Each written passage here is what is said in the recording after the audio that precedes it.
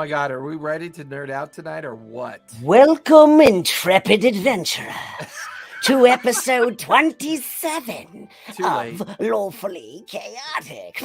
Sorry, Sharon. Too late. Oh, we're already rolling down the hill, aren't we? Yeah, we are. I know, I we're got a lot to sliding. say tonight. Hello and welcome to episode 27 of Lawfully Chaotic Studios. We're going to talk tonight about the D&D movie, Honor Among Thieves. Yes. We're Wow. going to watch the trailer shortly and all give our opinions. And I foresee some heated discussions. Oh, definitely. Yes. Definitely. Before we do that, thank you for joining us. For those of you that are already here, and for those of you who are not, I could pretty much say anything I want about you because you ain't here yet. Because you ain't here. Any announcements? Sharon, you got any announcements for us? You know what? No, I do not, other than the fact I got a fancy new mic and I saw this really, really cool video on YouTube. Have you guys ever heard of The Game? Yes. Yeah, I have heard of that. Yeah, it's a D&D game that's been going on for 40 years. Yeah. Ooh, Yes. that might be another good subject for the next. Ooh, I've Boom, been wanting done. to talk about that. Join for a us. long Thank you for time. joining us. Join us next Yeah. week when we talk. Yeah. Yeah, 40-year long campaign, and you can actually find them on Instagram. It's very Yeah. interesting. Yeah, Very it is. Yeah. big terrains, and I don't know how he keeps track of everything. Yeah, there was an But- article about him it was a news article. I forgot on what channel. We'll find that out. I think that is actually a good topic for next week. Cool, and congrats on the new mic. You sound great. Yay! Jason, any announcement? Just a couple interesting things. Grainlands will be back this Saturday. We took last weekend off because we went down to Geeks and Teas in LA, and my Saturday game that's been online for almost 50 sessions now got to play our 49th session together live at Geek and Teas. So that was a lot of fun. Yay! A little special, almost 4-hour session that we had. What is a 49 session? Is that emerald or tin or rusted copper or something? I think it's just sleepy old man. That's really what Okay. it turns out to be. Bottle caps. 50 is what? Diamond anniversary? But yeah, I officially signed on my 45th player for my Nice. pay to play. So all 9 of my tables are now full. Sweet. And Yeah. I'm currently working on my 10th pay to play table over at the D&D club. So if Awesome. you're interested Please, and you want to Jason. come play, head on over there. So Cool. that's all I got. That's all I got. What about Okay, you, well, Brian? What do you got with going that, let's jump right. Well, you know what? Let's shoot the Do you shit. have any for- announcements, Brian? We've all do got I- a turn. I think we need to talk about a couple things first. Number one. Hold I on. I'm wanna- trying to think. I'm trying to think if I have any announcements. Oh, well, that's fair. Hello and I want greetings, everybody- chat and listeners. I want everybody to just watch me think. Process No, it. I It's have not no like they can announcement. hear anything. You can't hear the gears. Can't hear the gears or you smell can't hear the smoke, so hamsters? you're fine. Um, Oh, well, you're fancy. You get live hamsters. no, they're dead. Oh no. Okay, I think what I'd like to do is have us chat about media, the previous attempts at D&D, and what our hopes were individually. And then at the halfway point, let's watch it together. I'm gonna say we're gonna naturally get into discussion about it. So No, I think we 'cause spend we're a couple we're of gonna minutes. practice discipline, Brian. We're No, gonna there is practice no discipline. Dear and, listener, the pot has already been stirred. Exactly. Yeah. So How about you know, not? Let's do a few minutes or so, 10 minutes or so. Let's not wait till halfway because that way we'll get some chat in here. I got a lot of shit to say about this trailer. So Of course you do. There's going to Plus be a this- good cop, bad cop situation. For Yeah. Definitely. and this way we can maybe get a few people in the chat to chat with us. Okay, Yeah, so it's always getting pursuant, started. It's always a little bit sluggish. yeah, So, so pursuant to that, okay, so we can also watch the trailer a couple times during the show. that's fair. Ooh. Burn it into our Um, brains. Let's do it. Enigma all, Forge, look, I nice, showed. that's awesome. He actually plays on my Discord. His game has taken a slight hiatus as his work life has gotten a little bit busy. Nice. So Well, hopefully, Titan welcome, Survival will eventually Enigma. come Thank back. you for joining us. So in that case, should we watch it now and then talk about, the lead-in stuff that you want No, to, because and then watch it again? I want to go down memory trail for a moment for Okay. sharing's sake, because I All right. think the last time we got a D&D movie was the year 2000, like an official licensed Yes. D&D movie. It's been Yes. 22 years. And no one remembers it because it sucked balls. Well, what's really funny is That's after what I I've was heard. doing research all week, I ended up watching that movie twice. I'm sorry. Um, Jeff, what's up? Thank you for joining us. I'm sure I- you have a lot to say about this topic. I have mixed emotions. About not comparing. wait, we're it to the talking about trailer. the 2000. Yeah. Okay. So going back and watching it, that movie has the potential of becoming the Rocky Horror cult classic that I think it could come into, depending on how it's curated in the future. So that year 2000 movie, I have a mixed bag on for a whole slew of reasons. But after watching it a couple times this week and looking it through the aspect of where I've matured up to this point and looking back on it with very different lenses, I have different opinions on it now. I used to hate it. I thought it was miserable. Going back and looking at it, knowing how hard I know it is now to play the game, I wonder about all the things we didn't know that was going on because we were 22 years younger. You know what I mean? Like there's licensing, there's screenwriting, there's Hollywood, there's all these things we don't know about.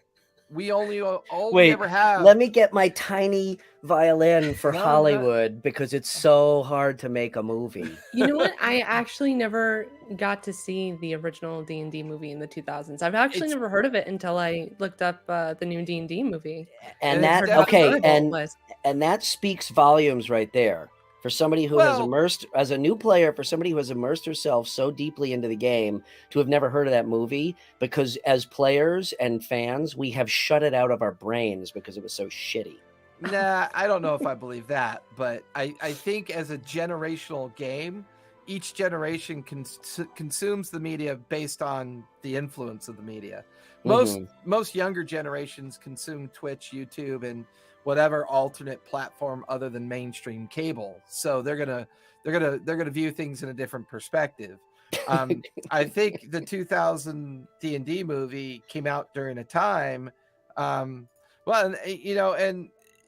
it was pretty bad. it was pretty bad in the sense that it was actually a poorly done movie, which to me kind of Enigma makes it good Same right there. here, Enigma. Monty Python is way fucking more D&D than that D&D movie was. But they were intentional with their direction. I think with the Yeah. D&D movie, I think that they were trying to aim for something, but totally missed the mark. But it also- 100%. but it also talks to another aspect of the whole D&D movie genre, right? Mhm. Which is all the other movies that were D&D-esque, right? Yeah. So Oh, you yeah. had Yeah, yeah. the idea of a traditional, like, cultural D&D movie that was made with the intention of being Correct. D&D, Mm-hmm. but then you had all these really unique attempts at D&D-esque movie. And when I went through the week kind of reviewing a bunch of stuff, I went back to one of my favorite D&D movies in the world, The Gamers. Conan. The Gamers. No, The Gamers.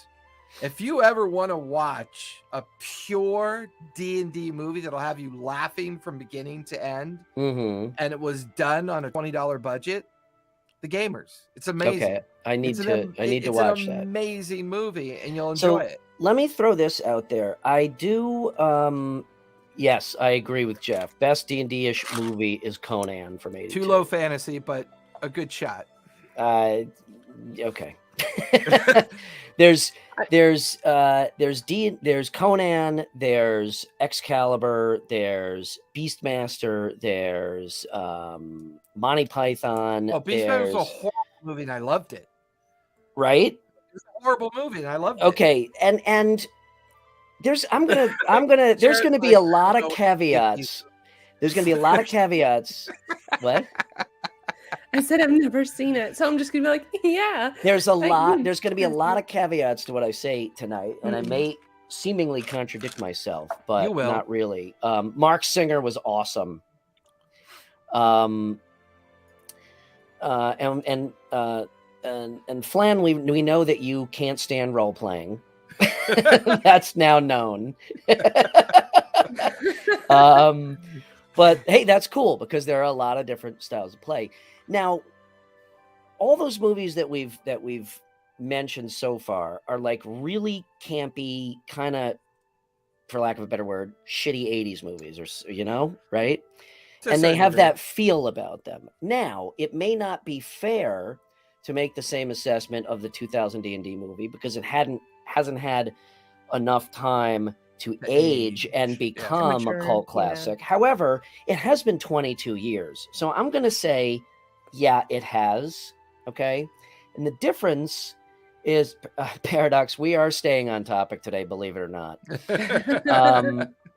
I think that I find that the esque movies, the ish movies, do a way better job. And I don't buy if I may, okay, respectfully, Jason, I don't buy the notion of it's really hard to make a D&D movie because of licensing. Willow, that's another one. Thank you, Jeff. Because of licensing and all that stuff. If that is a hurdle, then you haven't drawn up the right contracts with whatever studio you're doing, and you shouldn't be doing the movie in the first place, in my opinion. Okay, So, if you're going to call a movie D&D, you need to do it justice. You just answered the overall question, which is if you call it Dungeons and Dragons, then that becomes a different topic. Like Sharon, you've seen Game of Thrones. Yeah, I think seen honestly, Lord of the Rings. Yeah, Lord of the Rings was like my first sort of like really D&D-ish movie. And to be quite honest, I kind of expected this Dungeons and Dragons movie to be kind of like that. But now why so? Why would you expect it to be like that from your perspective? I think it's my taste in fantasy. Lady Hawk, lawfully chaotic. Hey. I don't know. I just like the Lord of the Rings, and it's high fantasy and like it's very serious and it has like romance in it. And I think the way that they're presenting this Dungeons and Dragons movie, it's kind of like another Marvel movie, but I guess it's more easier for people to consume the show, the game, right, the movie. Because if it's high fantasy and it's talking about, displacer beasts and, gelatinous cubes, people are just going to be like, what are you guys throwing at me? And that is a very absolutely, Princess Bride. Mm-hmm. All of these movies, and to your point, Jason, if they don't have D&D in the title, then all of these movies contribute to just the feel of what we feel when we played the game and when we do play the game. And that sometimes can be, in my opinion, way, way more powerful than just calling a movie D&D and doing a half-assed shit job on it, a la the 2000 movie. So we're at the 15-minute mark. Let's watch the trailer. Well, go ahead, share before we start. Go ahead. Oh, no. I'll save my comments for after the premiere. Okay. So let me get us set up here. We're going to watch the trailer, and we're going to talk about it afterwards. We'll watch Brian hate on it, but the rest of us will talk about it. So here we go. Is it that obvious already? Not yet, but it probably will be soon. Let me reset it. No talking. Down in front. Down in front.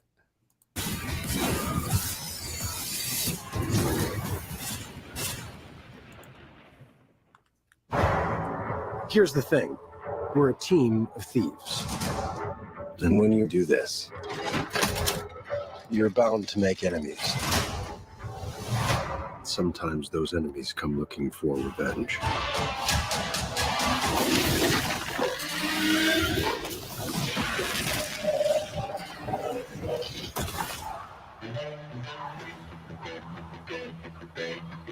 Truth be told,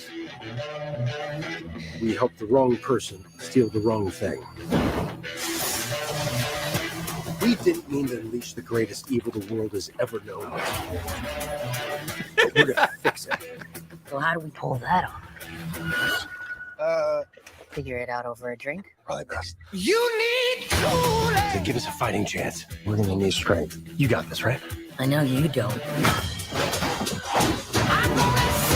We also need courage, magic, and you.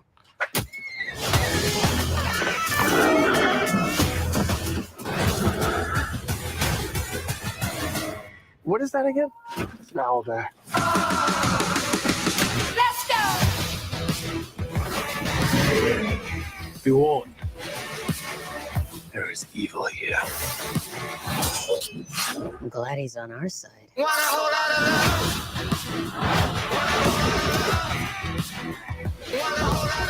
This one's dangerous.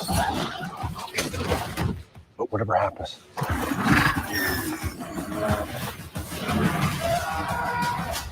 we'll be ready.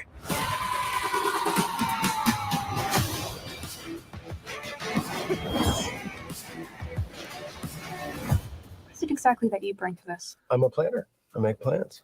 You've already made the plan, so If the existing plan fails, I make a new plan. you make plans that fail. No, He also plays the lute. not relevant.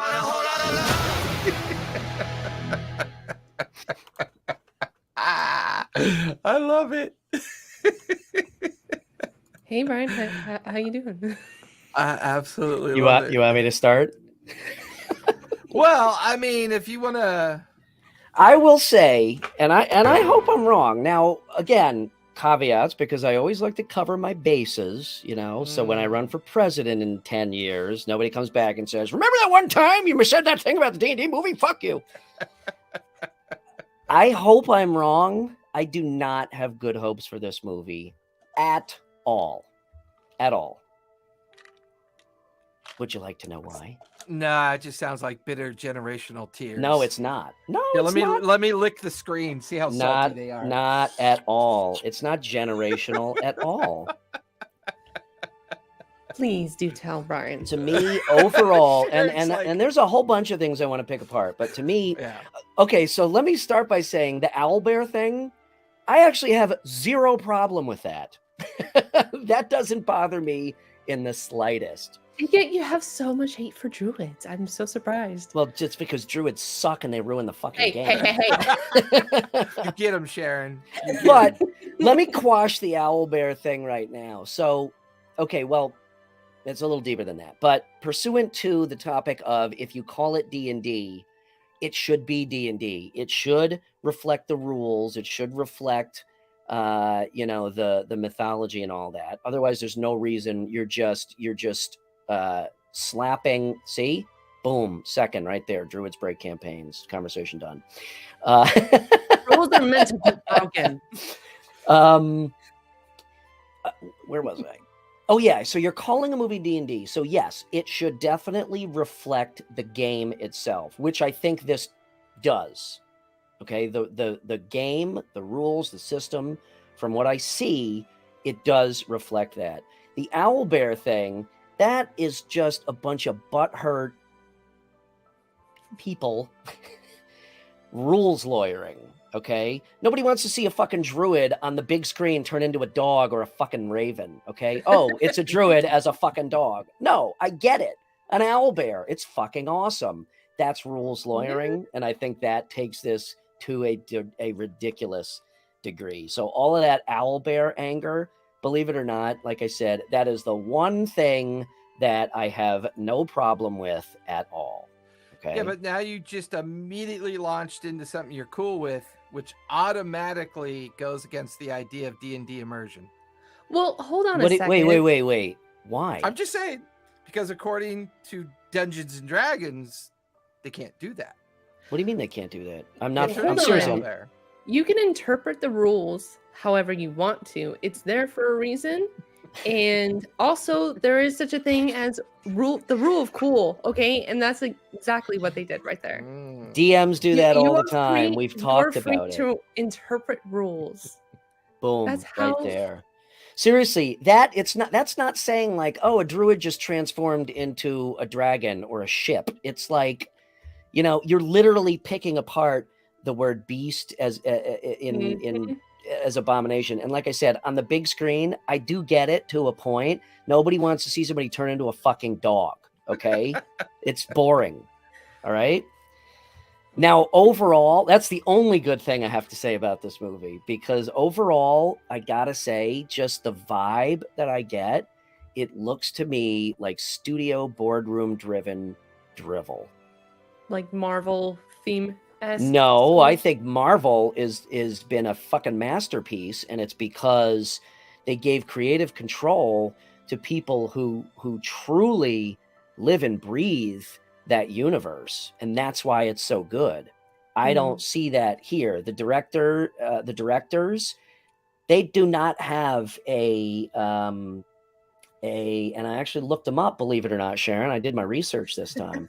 They do not have a very broad background of these types of movies. And in fact, dare I say, their portfolio of movies is pretty much, in my opinion, again, just my opinion, mostly meh, other than Spider-Man Homecoming, which I thought was fantastic. Oh, yeah. Okay. So again, just now I have a big problem, and stop me when you guys want to say something, because I'm gonna No, Sharon's Okay, going stop, after. Brian. Yeah, Sharon's gonna go after you, but okay. Good cop, bad cop. I have a problem with D&D. Okay, in Marvel, the campiness works. The Guardians of the Galaxy works, especially for that group. It's just masterful, right? It's beautiful, the comedy and whatnot. You can still do that in a way. If you look at the Avengers movies, there's a lot of intelligent humor quips in the Avengers movies, but yet it still has a much more serious tone than Guardians of the Galaxy. We're still talking about a superhero movie, all right? But there's a lot of feeling that, you know, that can be had from those movies. I do not think, and maybe this is just me as a generational player, but I don't think so. I'm trying to look at this, you know, with an open mind. I don't think that modern campiness mixes with D&D. I just think they clash, and I think there are different ways to emulate the fun that we have while playing without succumbing to the Hollywood tropes of let's blow shit up, let's have, you know, quippy little sayings and taglines.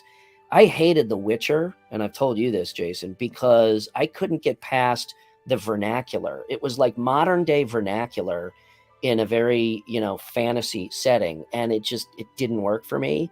And I see this going right down that road, and with all the effects and all this stuff. I mean, Sharon, you know, one of your favorite, you said this is one of your favorite scenes. Whoops, hang on. The black screen. That's my favorite. The black scene. screen. Yeah. Let me, there we go. Yes. This is directly out of fucking Ragnarok, down to the goddamn Led Zeppelin track. Yeah. I mean, come on. This is that scene from Ragnarok with different song, but same with Led Zeppelin. And the trailer opens to Led Zeppelin, and it's driving into the same. It's recycled, and it's driving into the same place for me mentally, which is this is a summer studio blockbuster type film, okay, box office intent in the guise of a D&D movie. And I just I don't have, you know, that's basically my problem with it. There's a lot of little stuff too that I can pick up, but I'll pause for a bit to let you guys jump in on it. But So like I said, I hope I'm wrong, but I don't have good I don't have a good outlook for this one bit. So you don't see any longevity for the movie either? Again, Like, this is based on a 10 years. trailer. Okay, this is based on a Yes. trailer. All right, I hope I go see the movie and I'm like, I was completely fucking wrong. This was awesome.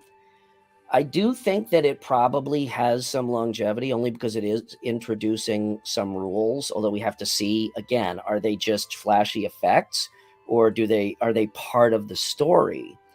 But I don't know, man. I see Sharon, this. what is a D&D movie to you? Like when you think of going and enjoying and absorbing a Dungeons and Dragons movie, what is playing on your sense of why you're going to see it? I'm stoked to see it because honestly, D&D is all theater of the mind, and it would be interesting to kind of finally see it on the screen. And they're actually being, hi Fatal. They're trying to be true to the game. I think there's probably an on-site DM for the movie, probably. I'm sure. Like they've had like 9 spells listed in there. There's like 3 dragons, 3 different types, and there's like a lich wizard, then the mimic, and the displacer beast. Like I haven't even encountered those things in the campaigns, and yet I've heard so much about it, you know? So it's really exciting to me to see that. But like I mentioned before, I sort of kind of expected like a Lord of the Rings sort of vibe, but that's just because I just love Lord of the Rings. And yeah, I'm a little bit biased towards it. And I mean, think you exemplify a particular challenge that any D&D movie is going to have. Mhm. There's already been 1,000 people that have been given the opportunity of doing it better. Yeah.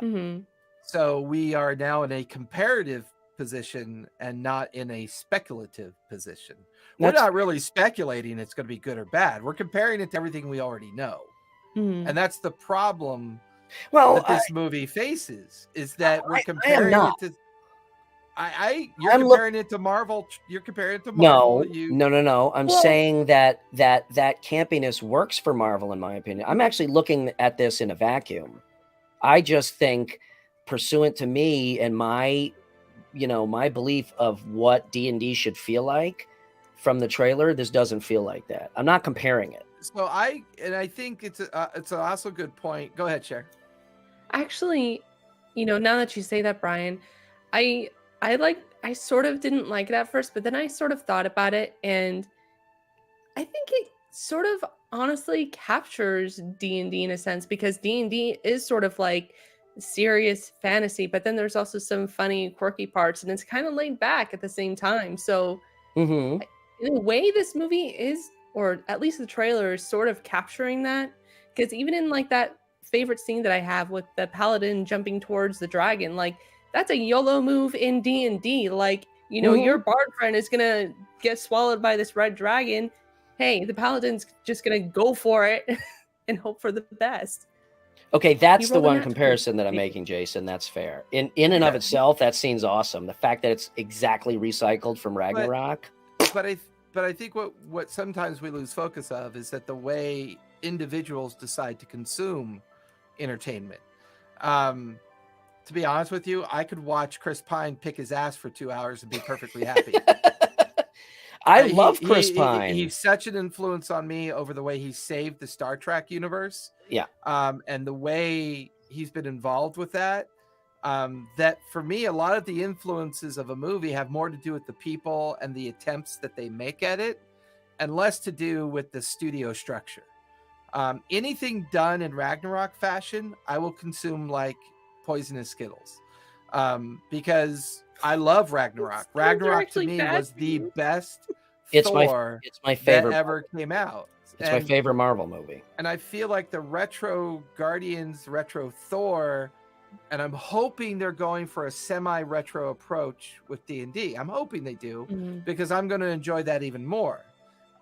Because I am a product of demographics, I don't care about studios. I don't care about budgets. I don't care about what they screenwriters and whatever they do, because I understand how hard all that is from one of my previous corporate jobs. I know the precise detail and what it takes to actually make a film. So I don't care about any of that. It doesn't interest me. What interests me is just having a good time. Okay. And I can have a good time watching a piece of shit as long as I'm with friends while doing it. Sure. I can have a good time watching Chris Pine and Rodriguez pick each other's asses talking about rolling natural What is 20s. it with you and I don't picking know. asses? Well, it's a old men. All we do is stand around and watch monkeys groom themselves. So it's just a reference.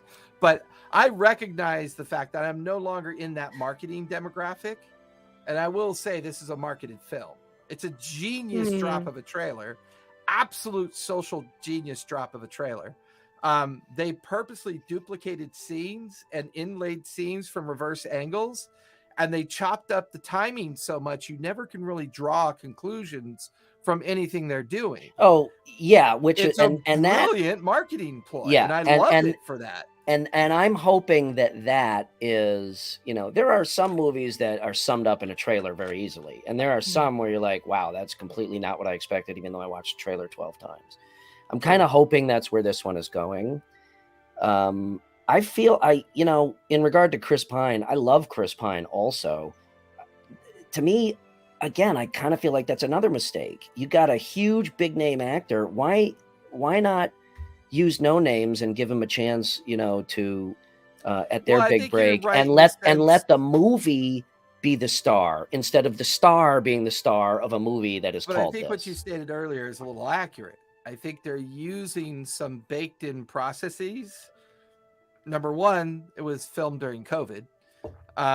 Number That's two, true. I think they have a process for you put one or two anchors in there, and then you introduce new young people to a new demographic of marketing that makes sense to the way they're trying to push the idea of the cultural sense of the game, because we've all watched them gradually. Yeah, exactly. We've watched D&D make a content shift over the course of the last 2 years. We've watched low-high fantasy shift to multiverse, planar fantasy, right? We're now in levels of imagination that high and low fantasy just can't really support. And we're now preaching the gospel of the multiverse. And I think this movie is a great way of kind of saying, okay, this is how the game used to be played. And somewhere in there is going to be, this is how the game is played now. And I think that's going to be a narrative within the movie.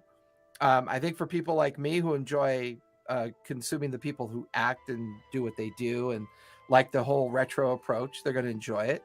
I think for folks who are like Sharon, who have a comparative analysis in their own mind, like I love Lord of the Rings, I love Game of Thrones, or I love this and I love this, and I wonder what's going to be like when I come to see it. And then, yeah, I do enjoy consuming people. I do, Vince. He's a witch. And then Ban him.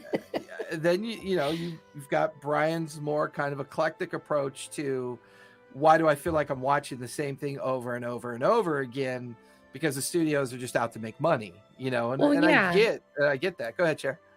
Yeah, and I think the main ploy for this movie is to get people to go and consume D&D. Yeah.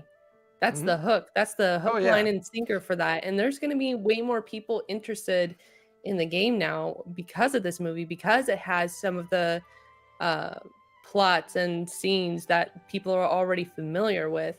I'm actually kind of interested if they're going to go with this kind of direction, if they're going to make a cinematic universe for D&D, because there's a lot of content for D&D, and I wouldn't be surprised if they go down that route.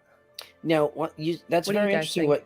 That's very interesting, and I actually agree with you. I will concede that as a continued means to garner these new audiences into the game that we've never experienced before up until the past few years, I think it's a brilliant tool for that. I do think, because it's not sitting around watching, a bunch of rules basically on the big screen, that it will do a very good job of bringing those people in. So I concede that point totally. In terms of a like an MCU type thing for D&D, I would love to see that. I mean, to your point, there is no end to. I mean, you can come out with 1,000 movies and still have 1,000 more to write. I don't see that happening with this vibe. I think to do something like that, you can come out with a bunch of D&D movies, but to do a proper MCU type, woven thread, I don't see this vibe being able to facilitate that. Yeah, I would agree with that, but I also hope, to Sharon's point, she's right, because So do I. because it would make a fun universe, to say the least. It would make a really fun universe. Like well, and I think we've got some modern examples we can pull from. Yeah, I think the success of Critical Role and their transference of 1,500 hours of game Mm-hmm. into an animated series. Yeah. So Now, good. Yeah, right? Vincent's point about I kind of agree. I don't. Now you know what? I'm not going to go there. Go ahead. I was going No, to comment on animated versus live action. I think live action can absolutely work. I kind of agree with Vince. I think this genre better is suited towards animation, but if done right, like I think if done right, yeah. I think if Titmouse were to really take it on and find somebody to really back the production of it, I think it would be an amazing Netflix series. And I think they missed the boat. Totally, I agree. They either missed the boat because they couldn't afford the licensing, or they couldn't quite put the right team together and draw off their successes of the Dragon Prince, Castlevania, and foster a much healthier relationship with a production studio like Titmouse. Titmouse is by far, since Secret of Nim came out so many decades ago. Oh yeah. Don Bluth Studios. We haven't had much animation that would really feel like you're going through a cultural shift. And Don Bluth, who not only did Secret of Nim, but he did all the animation for Dragon's Lair. Mm-hmm. And then we just kind of existed for a while on the attempted through rotoscope and different methods that people were trying to use. And I think D&D's window was captured a couple times there, but never really kind of done well. Mm-hmm. But now you look at things like Love, Death, Robots and what Oh Vox my Machina god, I did, love that. right? And you look at the idea of the anthology concept, and then the quality of Vox Machina's animation. Can you imagine what an amazing production value we'd have? To your buddy's point, episodes as modules. Yeah, totally. 100%. How fun that would be. Agree with everything that you said. And once again, I feel like Sharon's right in the hopeful aspect. Like, this may stir some interesting creativity opinions or options. I mean, just from I'll throw Batman the Animated Series in there, just as a the original one, right? The original one, yeah. I mean, you can do animated that is just gritty and really true to life feeling. I agree with everything. But Cher, how did you emotionally feel watching Vox Machina on Prime? Like, what was your brain telling you? Because you had a relationship with the game already through the Critical Role YouTube experience and Twitch experience that was going on. When you watched that, what was going on? Hell yeah! That's what I was. That was my feeling for it. They blew away a Kickstarter record, right? Oh, you know that, right? Yeah. They Mystery Science Theater had the previous record, and then they came in and well trumped deserved. it. Trounced it. Yeah. And I was super stoked. I'm still super stoked. I'm still somehow hoping that there's more seasons involved. But if there's not, then you know what? Cool. I am happy with it. Like, the fact that they were even to put it to screen was just really awesome. And I get to relive those campaign moments, And like, what if they do like for campaign 2, campaign 3? They have potential for that. My favorite is campaign 2. I would love to see that animated. Agree. Yeah. I think. Did you guys ever? Go ahead. Go ahead. No, go ahead. No, Did you guys ever see this piece of steaming garbage? How dare you talk about Heath Ledger like that? Knight's Tale. Yes, I've seen that multiple times. Once again, because I love him as an actor, so I don't care about the movie.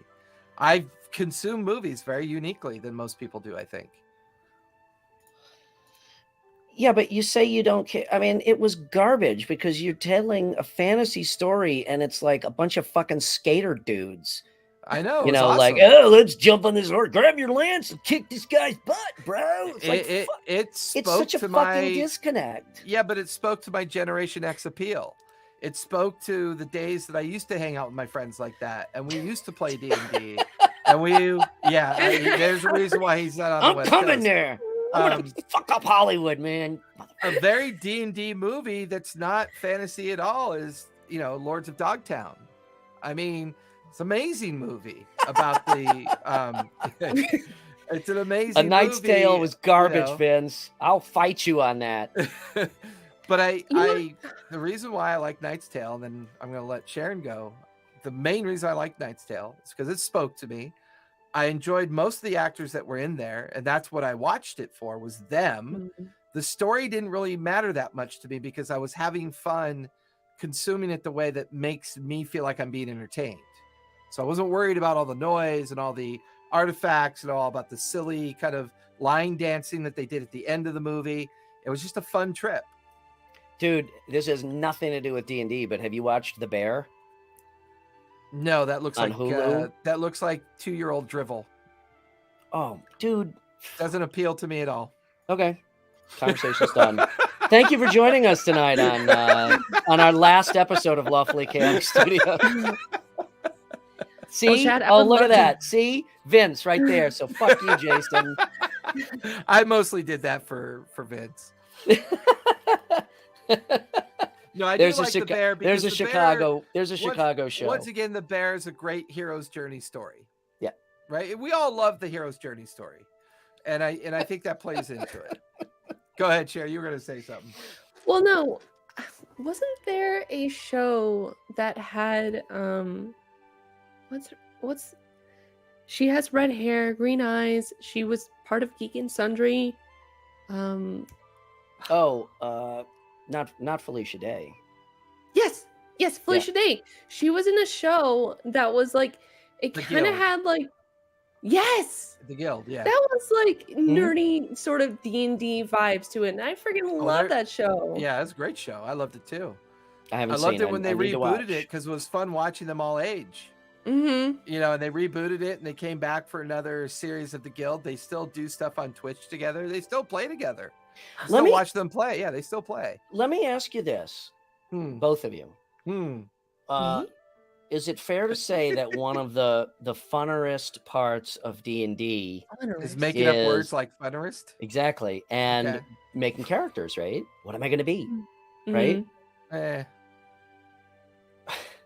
Eh. Jason, Whatever. you're just disappointing the shit out of me. Eh. I'm the forever What's with the- DM. What the fuck? What's do I with care the about character characters? choices in this movie? Well, Mostly pursuant to races. well, First of and all, the that brings us druid, back to is she Sharon's notes. That's is she a good point. tiefling or is she like a satyr or Yeah, something? she's a No, she's a tiefling. tiefling. She's a tiefling. Right. Okay. She's a tiefling. druid. that looks nothing like a fucking tiefling. Looks like somebody trying to cosplay a tiefling by Well, sticking hold on plastic a horns on. second. Hold on a second, because I even heard that for tieflings, like for older modules, they weren't very outspoken in their infernal legacy, so they tried to be more human-like informed. So maybe that's what she's Inform, doing. but okay, if you're going there, that's one thing that they have to deal with is that legacy that they have to overcome. But again, pursuant to you're making my point from earlier, pursuant to wanting to see D&D, the D&D aspect, why would you pick a party of 5 people that all look 98% human? It's fucking stupid. True. Where's the dwarves? Where's the elves? Where's a tiefling that looks like a tiefling? I mean, There's probably going to be dwarves later in the movie. I didn't see one What would dwarf D&D or be elf. without a dwarf? It right? wouldn't be a very short movie. I didn't see one dwarf or elf or a tiefling Is that that a looks like a icon? tiefling in that trailer. So that's another issue that I have. You specifically even put one in and you made them look totally human. So first of all, the black dragon, I think, is not a traditional black dragon. The first one I- at the opening scene? Yeah, I think it's one of the new either gemstone or stone dragons. I think it's actually not Yeah, spitting they kind of acid. look I think it's stone. spitting shale. I think it might actually be some gully dwarves would be great. I would love some gully dwarves. from Dragonlance. So I don't think that Black Dragon's the traditional Black Dragon.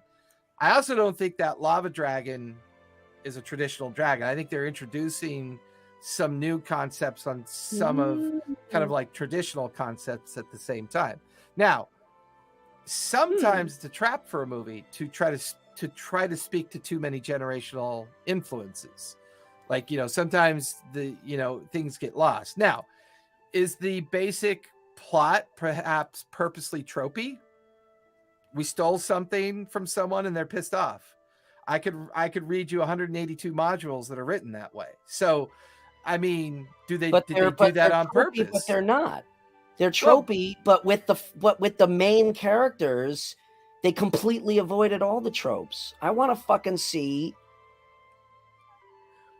a devil-looking tiefling, or I want to see a dwarf, with a shitty attitude. They'll probably eventually like introduce that, because I think, because D&D, like at the very beginning, was about, Satanism or whatever. So what if they were to roll out with a fucking red tiefling on screen? I think people would be like, hey, there is a devil in D&D, like. I'm going to disagree with that. Look at Stranger Things. I think that's perfect considering the short attention spans. This is like an easy way for people to jump into D&D. Just like take little itty bitty bites, Okay, and you're right. And that begs the question, and Jason has kind of touched on that. That begs the question, is this movie made for D&D fans, or is this movie made to bring new people into the game? Because I do not think that you can satisfy both. And I'll throw out an example. Okay, if this movie sucks, it's not going to affect my paradigm of D&D. Okay, this isn't a vacuum. If it's a shitty movie, whatever, fuck it. I don't have to watch it. I can still enjoy the game.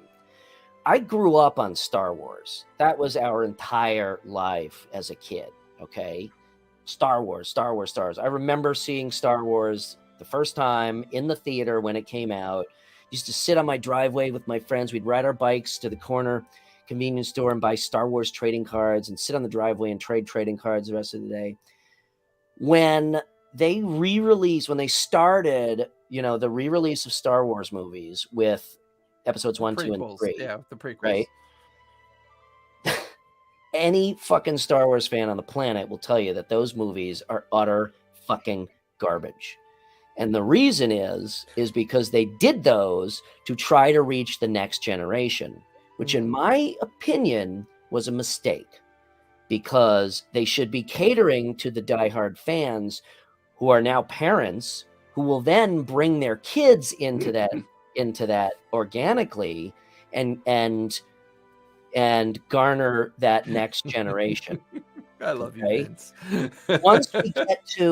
Once we get to, again, true fans who have been given the keys to the new Star Wars universe, a la Mandalorian and Rogue One and Han Solo and all of the Netflix stuff, now we're back to the point where the fans freaking love it, and it still speaks to a new audience. Okay. Now, when the prequels came out, that rocked my world, because I was like, oh my God, this has ruined Star Wars for me, because Star Wars was such a big part of my life. But my point is, again, and then I'll shut up. Yeah. Oh, no. I don't think this movie, you can appeal to both. To kind of dovetail for everyone's mentions, I think when Jason mentioned about the, I think you said weapons, or maybe I just popped into my head. But since this is a movie that's introducing a new audience, and maybe they're going to be introducing new weapons or new items as well, and maybe, just maybe, what if they make like a new D&D campaign out of this movie to like further kind of pave the way for new players to play? I mean, that would be a great idea from a marketing standpoint. The movie feels like a box set to me. Mm-hmm. And I'm perfectly fine with that. And if that is the purpose, then I can't argue with that. For me personally, it's probably not going to appeal to me very much. Probably not. I don't think it's going to touch enough of your hopes that you want it to be, because there's no such movie like that exists. Those movies come across by accident. Those movies happen by accident. The yes. originals, the original Star Wars was an accidental film. It was never meant to be made. Oh yeah. It was a pure accident. I don't know if you've ever watched a Fellini film. No. When you watch a film for its artistic intent Mm-hmm. versus the material or story intent versus the studio project feel that a movie has. Mm-hmm. I think the one thing we all have to exercise as good stewards of our own money is that once you pay that ticket price, the only opinion that matters is your very own, not the other ones. Mm-hmm. And I think when you start watching movies and you have too much fandom anchored to something, you're already disappointing yourself before you've watched it. And that's not a dig on you, Brian. That's a very common thing. I don't disagree with that. That I see through all kind of ways that things are consumed. Like, I'm a huge Orville fan. I think Orville was the Star Trek we've been looking for years. And then Star Trek Strange Worlds came out that feels like Orville. Mm-hmm. So suddenly people are beginning to listen, But it is doable. I mean, look at the Lord of the Rings franchise and look at the Marvel franchise. It is doable. It is perfectly possible to put out a franchise of movies based, cemented so strongly in a fandom base and still be fucking awesome. But I wanted to go back to Sharon's point when she brought up the Guild. And then it's also possible to fuck it up, like basically almost everything DC has. But when Sharon brought up the Guild, I hadn't thought about the Guild for a while. I had thought about Gamers for a while because Gamers was really fun to watch. To a point. The one thing that the Guild does for me is it does the same thing that Critical Role did well, which is they took two ways of consuming a popular thing and could appeal to two different groups distinctly. Mm-hmm. So you had their live role, they had their live D&D play with their whole kind of like world that they built with that, but they were so reticent of how important it was to transfer that into something else that was going to appeal to people very differently. And once again, it's a generational difference. You have a very kind of stodgy studio framework sitting out there that likes making money. But then you have this new kind of younger generational fan base that's growing alongside very unique ways that they're consuming this new stuff. And so you get into these points of conflict and differences. And, sometimes some generations aren't willing to let the other generations either fail or succeed. But Critical Role has proven, without a doubt, that generation is capable of doing so much more than we give that generation credit for. And that's part of Sharon's generation. And I think as these generations kind of migrate to the apex of control, we're going to see a lot more entertaining cultural related stuff that's going to be better. And I think D&D movie coming out, and I think it's actually going to do well because I think it's going to appeal to the right audiences. It's going to probably describe that we are now in the height of the golden era of D&D, and we have no place now but to go flatter down. And that's just a natural cadence that culture goes through, that pop culture goes through. Yeah. And it'll bell curve down for a while, and it will get rebooted and become something else later. But I think this movie takes into account a lot of what got us here, takes into account the WotC corporate mentality in conflict with a Paramount studio mentality. We're seeing that play out. And we're seeing that this is probably the last real big thing you'll see during the golden era. You'll see more Critical Role animation. You'll see other people attempt animated series. I think we're saying goodbye to the old way of things being done. Yeah. And I think the new way is going to gradually take over. Yeah. And I think this is just one of those kind of little hiccups in the road that's proving that point is going to it's continuing.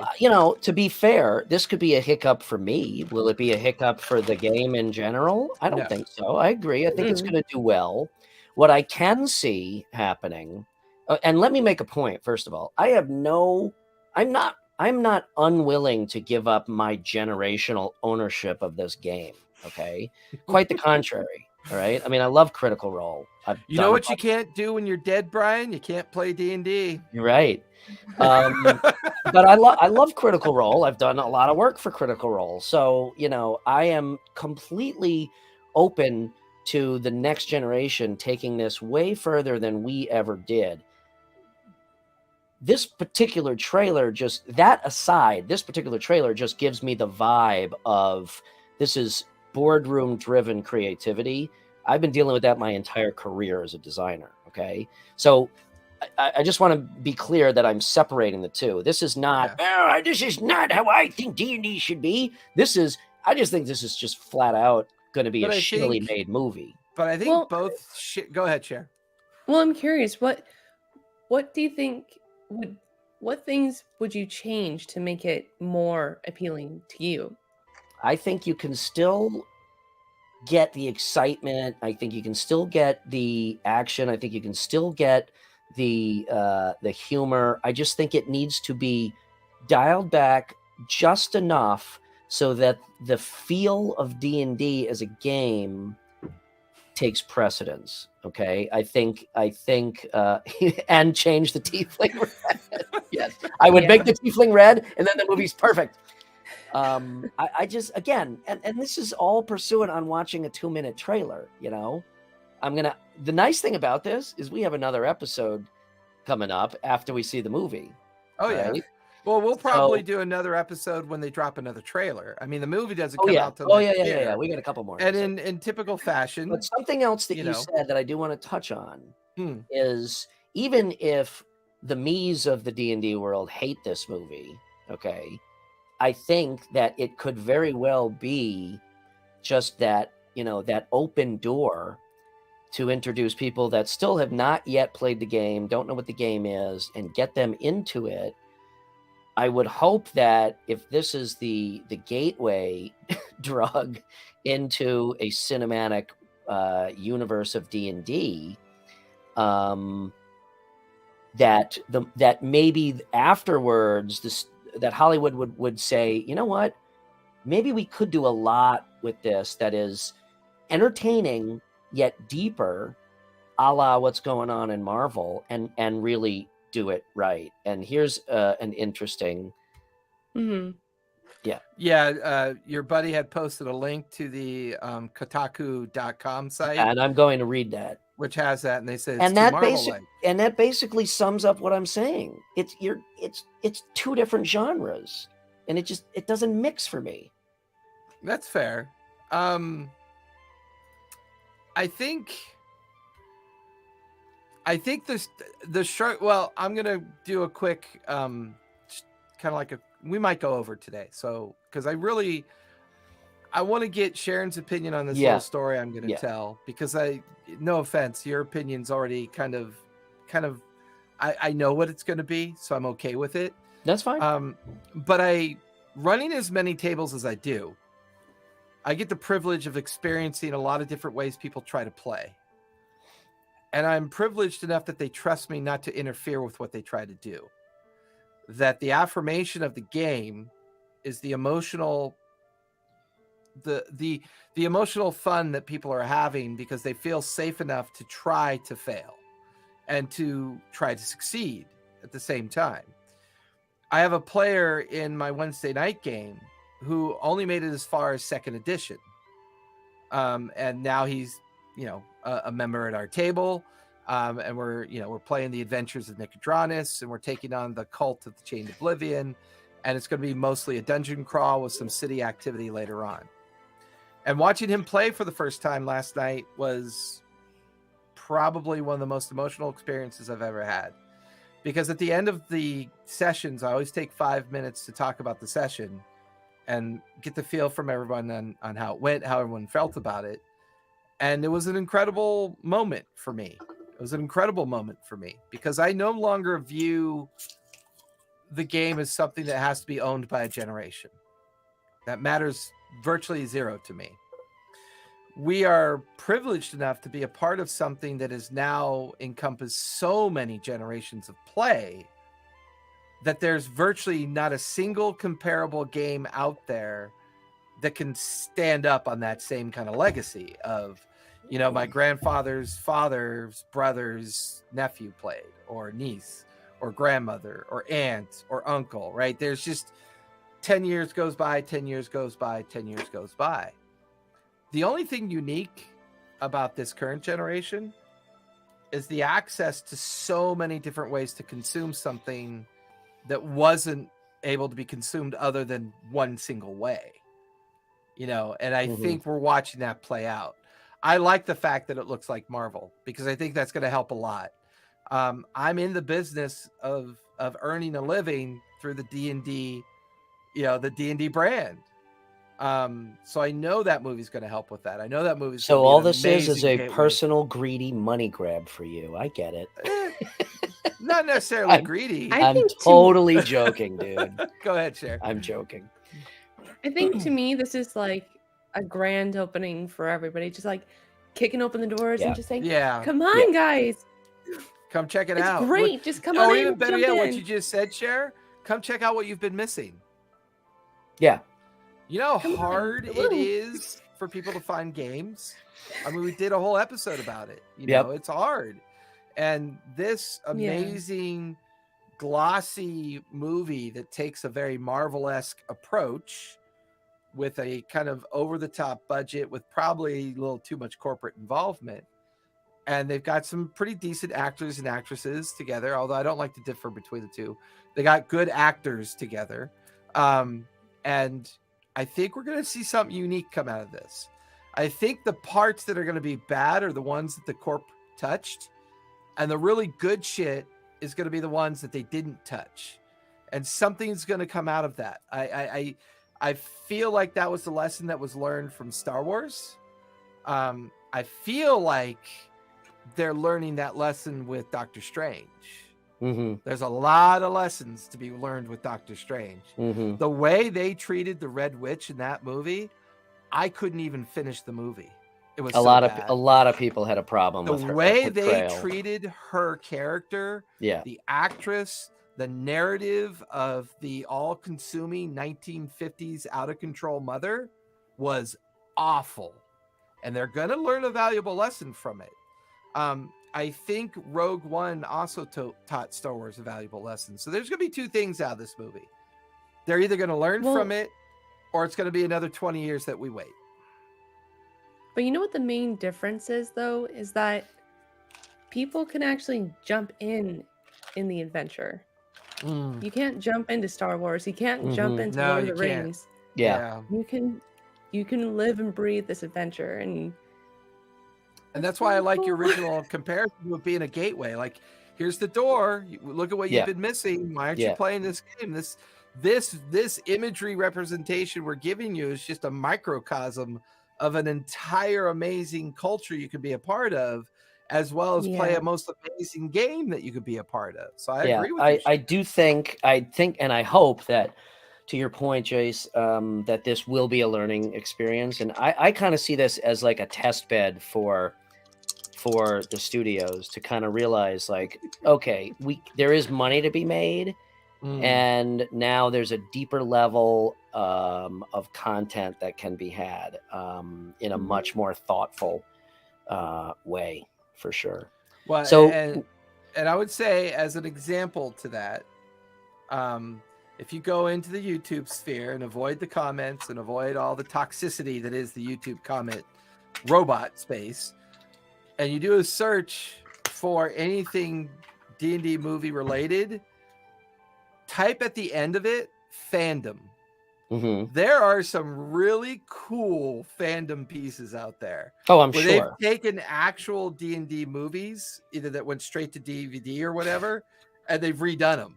And I'm sure that they're way better than this. Right? So, and that's the other thing I love about this, is that it's like people are so willing to accept what they get, but then use their own creativity, which is to the very nature of the game, to spin it into something that's fun. Let me throw this out there, unless somebody has anything else, kind of major points to make. Well, Do you? Starting with number 5 of my 29 points. No, I was I going just to want to ask. take an hour let's- to talk to you. About the fact that let's end this on a positive note, and I'm speaking should they for or myself. should they not reboot And Conan the I'm Barbarian?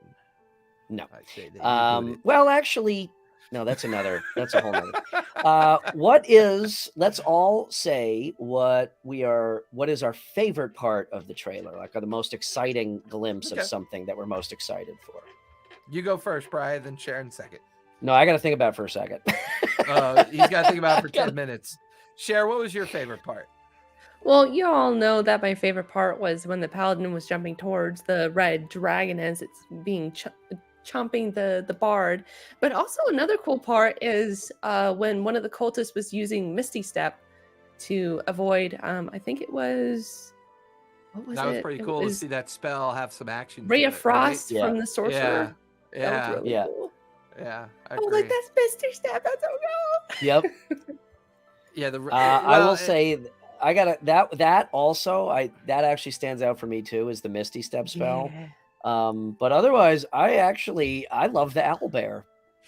I think all the rules lawyers can fuck off personally, because again, I want to see a druid. If a druid is going to wild shape, I don't want to see him wild shape into a bird. That's been done. I think the owlbear is pretty cool. There were so many nostalgic moments for me in the entire trailer that it's hard for me to find one that sticks out. I think they did a pretty decent job of giving someone like me a glimpse at what the Red Wizards of Thay might have looked like. I thought that was kind of fun. It may not be Terrell, it may not be that world. I don't know, but it was fun to think that it was possible. This is Baldur's Gate, right? Or is it Waterdeep? I think it's Baldur's Gate. idea. Waterdeep. I have The no idea. Mimic was really awesome. Yeah, the Mimic Displacer was Beast, awesome. And the reason why I love the Displacer Beast and the Mimic so much is I liked what they did with the Displacer Beast with that quintessential go at the camera, because you'll never see that in the film. It won't be in the film. It's designed for a trailer. So you won't actually see that. The Mimic was amazing because for the longest time, I've always had to describe to my players, well, a Mimic uses its tongue to move. And they're like, well, how would a Mimic do that? Well, now you've got video to prove that's what they fucking do. They use their fucking tongue to move to 20 feet. Because how could a chest with a tongue in it move? So I thought that was really fun. And let's face it, the most famous line in any D&D game. Let's go talk about what we're gonna do over drinks. That's how we all meet in a tavern. Have you guys ever seen a Mimic with busted teeth?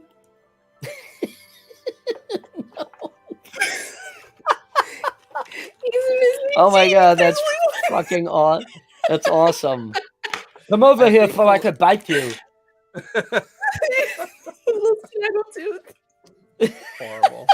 Horrible. I haven't read enough of the movie to know where the setting is. I've only watched the trailer. All I know is it's Forgotten Realms, and it looks like it's on the coast. So I'm gonna guess that's either Waterdeep or Baldur's Gate.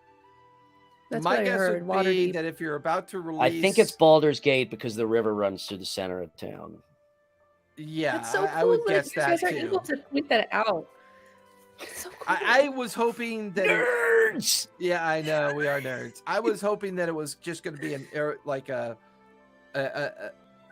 if it does turn out to be the Sword Coast and it does turn out to be Baldur's Gate, then perhaps this is also the gateway to us finally getting a Forgotten Realms reboot, like a codified one. Because we haven't gotten that yet. We haven't actually gotten a traditional Faerun reboot at the level of the world of Terrell and all the different continents that are involved with it. It's always been, they did that one book with Sword Coast. Their modules kind of touch on areas, but nothing's been codified into like a single universe of here's the campaign. So to Sharon's point earlier, maybe if this is Forgotten Realms, maybe this is the new universe that they're skipping into. Like maybe this is where they're finally saying, all right, Forgotten Realms is multi-generational, and there's a lot of PC love, and there's a lot of YouTube love for it, and there's a lot of kind of like creative space love for it. That maybe this is finally that reboot and the gateway into a whole new line of books and modules and multiverse related stuff. And we're going to see a whole reboot to the legendary status of, the Faerun. And suddenly we have this new thing. And I'm okay with that. I've always loved Forgotten Realms. And if it turns out that's what it's located in, going to love it all the better. All right, that was a cool summation. Sharon, you and I will do one now. What's your overall summation of this? Well, I think it's pretty exciting, and like I've stated before, I think this is just opening the doors for everybody, and just telling everyone to come in and grab a drink and tell a story, and to feel it and live it, but also to just invite a whole new slew of players to jump into D&D and share that excitement with old players. That's really cool. I mean, sure, there's probably going to be some instances of the rule of cool in the movie, but that's D&D in itself too. And I think that there is a lot of potential for the Dungeons and Dragons movie, and to just open it up to a cinematic universe. Like, I would totally love to see a Dritz story being told on screen. I think that would be really Totally. cool. Talk about lighting fires of the zealots. Yeah. Nice. Yeah. I've met Well- I've met Mr. Salvatore, and he's an interesting and fun person to talk to. So Nice. Well, my take overall is that regardless of Oh, and by the way, Sherry, your new microphone's amazing. Thank you for doing Yes. that. Regardless of what I think of the movie, I think it's a great thing that it's coming out. I agree, Sharon. Yeah. It's going to get more people into it. Whether it's good or bad, it's going to get people talking. Hopefully, if it's bad, it just doesn't become bad and put us into a hibernation for another 20 years, but rather, okay, let's do this right. Right. I do think that there is going to be entertainment value out of it for sure.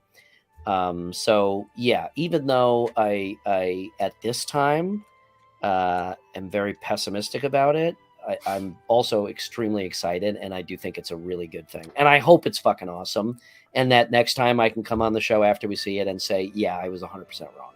So You- since you we were all like, did "Yeah, that's awesome." summations, no need to roll tonight, but let's just roll to see what we would have gotten. Well, no, we still need to close out. We still need to do rollies Do to we? close out. All Yeah, right, of let's course. roll. Yeah. All right. I'm still using the same die, although I won last time. Ooh, I got a 17. Oh, baby. 19, brother. Mother effer. 19. We're all rolling high tonight. I got a 15 off of my druid. You're up, dice. Brad. Close us out. Woo! Okay. Well, thank you all for joining us. Thank you for hanging out. This was a really, really awesome discussion. I'm looking was. forward to when the second trailer drops. We'll have another discussion. Thank you, Sharon, for putting together our notes tonight. Fantastic, as always. It really gets us thinking. Appreciate that. Yes, it does. Thank everybody for joining us in the chat. It was a really good chat tonight. And Sharon, where can we find you? Hey guys, thank you all for joining us for another episode of Lawfully Chaotic. You can catch me over on Instagram at BerryBot, and you can also you can also catch me on Twitch at the D&D Club on Saturdays for the Graying Lands campaign from 4 p.m. to 7 p.m. Pacific time. I play as Mira, a druid, Galistar druid, Circle of the Moon. Maybe I'll turn into an owlbear. Who knows? Sweet. Jace, where can we find you? You can find me over at TTRPG Academy on Instagram, Twitter, YouTube, Discord. Go check me out on the LinkedIn tree over on my Twitch channel. It has all my socials. My life's gotten busy. It's gonna get a little busier. But if you would have told me I'd be playing D&D for a living 30 years ago, I would have told you you're a mad person. Right? Pretty And crazy. isn't that Pretty fantastic? crazy. Yeah. And I'm really enjoying my Mad Mage group. They're turning out to be a pretty fun group. Awesome. So Awesome. And as always, you can find me on Linktree, rpgandco.com. Probably the best place to get me is Instagram. Forgot for a second there. Same, rpgandco.com. Thank you for joining us. Be kind, play games. see y'all. Bye. Thank you, everyone.